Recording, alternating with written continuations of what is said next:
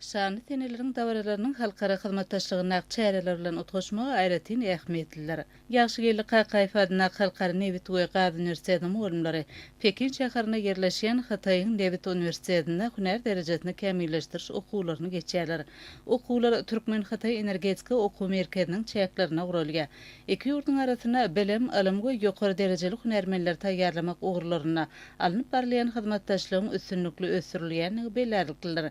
Onu degişli ugurlar boýunça bilimiň hilini hatam ýokurlandyrmak, Nebit Gaz podagyna degişli ýokary okuw mekdepleriň arasyna özleri tejribe alşmagy giňeltmek hemde täze bilelikdäki bilim we ilim taýtlamalarını durmuşa geçirmek bilen bagly meselelerem aralyp maslahatlaşyldy. Halkara insan-perwer ilimleri we ösüş üniversiteti bilen Finlandiýanyň Haus döwlet dolanyş instituty hemde Lauriya Amal ilimleri üniversitetiniň arasyna özleri düşünşmek hakyny ähnama gol çekmekde baratam şany teneleriň çäreleriniň üstüne getirdi.